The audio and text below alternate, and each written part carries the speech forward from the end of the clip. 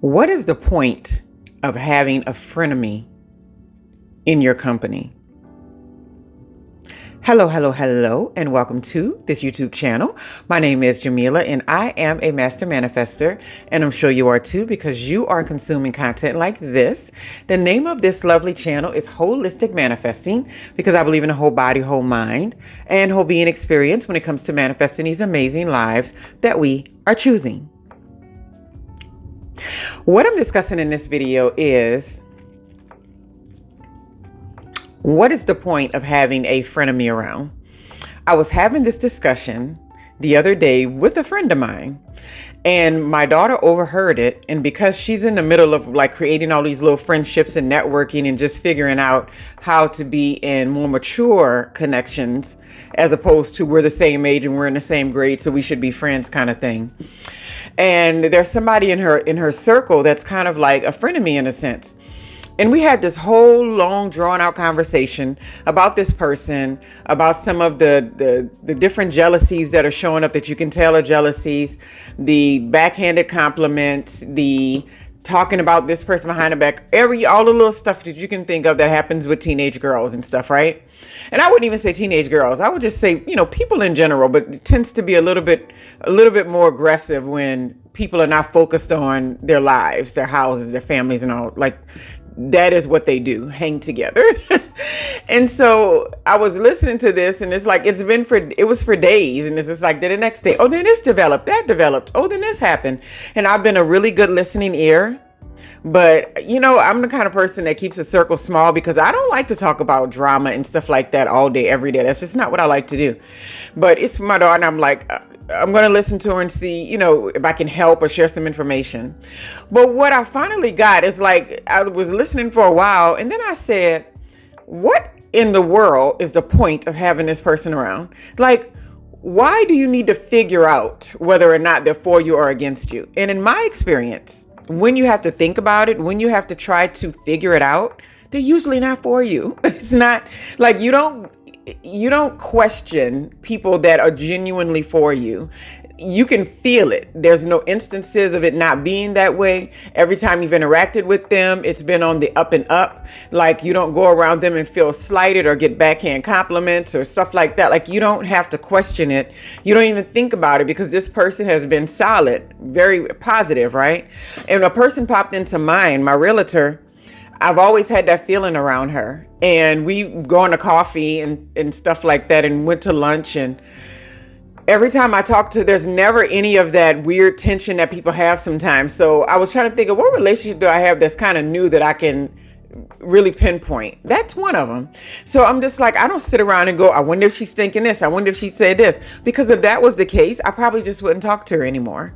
Because when you have to sit and contemplate and question whether or not somebody is in your corner, or they're going to backstab you, or they're going to say this about you or do this to you, that's 9 times out of 10 not worth having around. And after you sit there and I'm like, listen to yourself doing all of this investigation, all of these conversations, all of this energy towards this person, trying to figure out their motives and what's behind them and what's going to happen today and what text message are they going to send you tomorrow, all this nonsense. You have to really, really think about it. What is the point of their existence in your life? Like, what are you getting out of it that is this positive thing? Like, can you pinpoint something specifically that this person is adding to your life and to your space that makes that level of contemplation even remotely worth it? She couldn't. And most of us can't. It's like we have to really, really get solid into the mindset of what is this thing actually bringing into my life? What is this person actually adding? When I spent more time around what I call frenemies and stuff like that, I had to be like in my early 20s. And it's because, as you probably noticed, if you watch any of this content regularly, I'm one of those people that assume everybody's approaching me with a genuine agenda, like an authentic agenda. I now know being 40 plus now, I now know that is not the case. I've learned this over the years. And my daughter said the same thing to me. She's like, you approach everybody with this nobody has agendas type attitude or energy. And she was like, people have agendas. And it's like, now I get it. Now I get that people treat you like objects and they don't care about your existence and stuff. But it took me a while to understand this. So when someone was in my space, my automatic assumption was that, well, they must really want to be my friend. And that's just the end of it. I had no idea that people would hang around in your space if they truly didn't like you, or if they were jealous of you, or if they were competing with you, or if they had issues with the way that you saw the world. Like, I didn't really think I could be around almost anybody because I didn't take what they were doing in my life seriously. Like, if they had certain views or certain ideas or certain mistakes they were making or certain routes that they were taking in life, unless it was detrimental to me in some kind of way, I didn't really it didn't really affect me. I didn't really have a big to do about it. But on the other hand, I was around people that, months later, you'd bring up something. They're like, you remember that time you said? I'm like, remember that time I said what? Huh? That meant that you was looking at me kind of funny. No, I wasn't. And you realize over time, like, you sat there all that time thinking that I was against you and you were still showing up being my friend and like hanging out with me. Like, that concept has been completely foreign to me. And people do this in relationships and everything. They will date people for months and years and all this, just masking who they are the whole entire time. And it is never worth your time and energy. And so when I said to her those words, like, how is it worth your time and energy to have this person in your space? Her immediate response was, you know what? It's really just not. And it was like an epiphany. It was like an epiphany to her. I was like, it's really just not useful. And I was like, so what are your dealings? Why do you have to interact? She was like, I really just don't have to interact. I really only have to interact when we're in groups for things and all this. And I'm like, well, just let it be that. She's like, well, she keeps texting me. And I'm like, well, you know how to taper off text messages and move people out of your space. You do it all the time. I was like, this is just somebody that you saw in a different light and your brain is having a hard time seeing the situation for what it is. And sometimes that's what happens with us and why we have these frenemies around us forever, because they might have been really, really good friends or really good connections or really good confidants for the better part of our adult lives, teenage years, whatever like that. And then there comes a point where that's just not necessarily the case. That's just not the case anymore. And sometimes we don't know how to reframe this connection or to see this person in the true light that they actually are. Sometimes we want to keep making it the same old connection, and it's not the same connection. It's not the same person. They don't have the same energy, attitude. They don't have the same perspective on life, or even a better one. They don't have any of that. So sometimes we're like caught up on it. I remember I was around somebody for a really long time. We had been working together at a place together. We both were managers together at a place together. And I was just hanging with this girl all the time. But when I think back to it, I'm like, there was always some contention in her attitude towards me. And when one of my sisters met her one day, we were hanging out at the house and like we were just talking and like hanging and stuff. And she was like, that girl it's not your friend. She's a friend of me. Like I had no real clue. And I'm like, I've been on her for years. We went to high school together, blah, blah, blah. And she was like, that girl is a friend of me. And sure enough, she had a crash out one day because I didn't want to go to some club or something that she wanted to go to because it was a really rough around the edges kind of place. And I'm like, I just don't have to be in those kind of places. And she was like, what is your problem? You think you're better than me? You think you're better than everybody else? And I'm like, no, I think I'm better than that juke joint. I'm not going in there. I don't want to go in there. And you know what? And if you knew what was best for you, you think you were better than it too, you know? And I'm like, it wasn't about you. It's about that place. And so that was when the real crash out happened. I was just like, okay, family was right. This person is not a friend. This person is a friend of me, and it's okay. And it happens, right? And I always find this to be a common thing when you have these triangle relationships, like you have these 3 people friendships. And I was reading something before where they were talking about adult friendships and women in particular, and how that 3-person friendships cannot exist because inevitably 2 of those 3 people are going to become closer to each other than the other with the other person.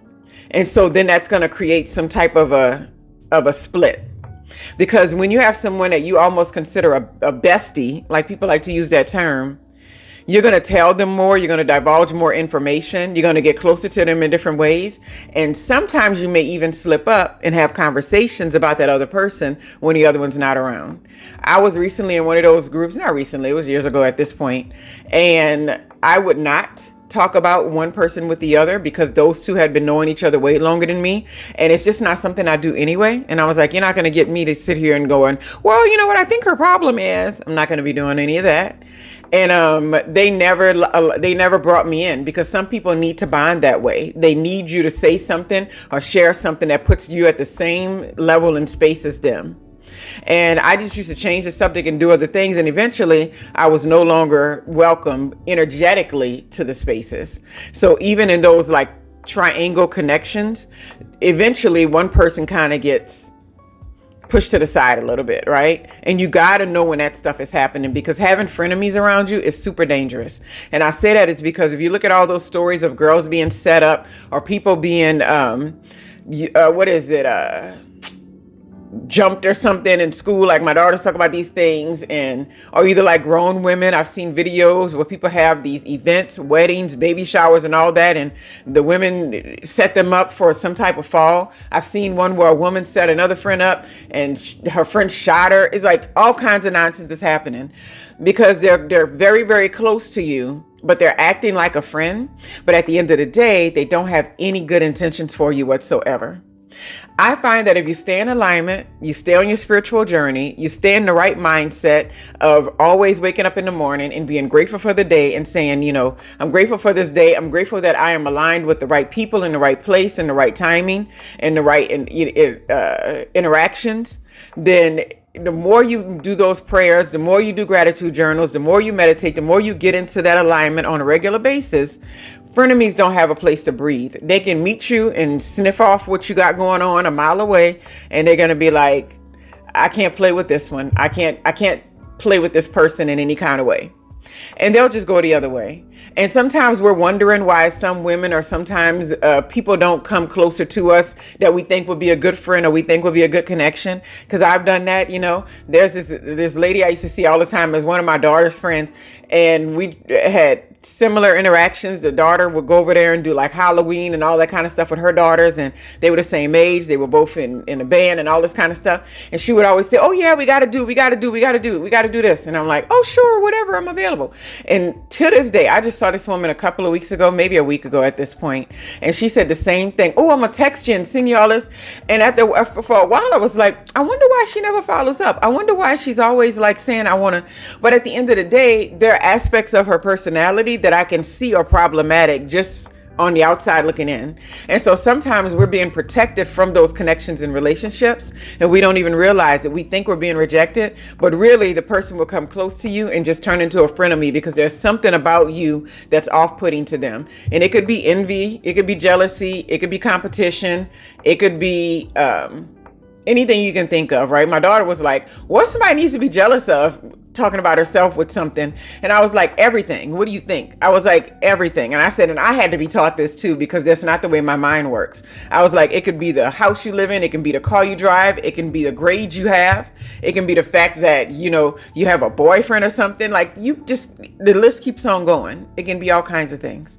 So don't ever underestimate your own alignment and then the people that's supposed to be in your space, especially if you know you've left the room open, because sometimes you may just be inviting some sort of frenemy into your space, and they can do all types of sabotage that you really left yourself open for because you were not paying attention to all the red flags. The same way people do in relationships, there's red flags also in friendships.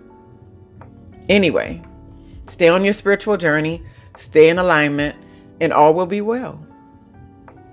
I hope you all have a wonderful, wonderful, wonderful day.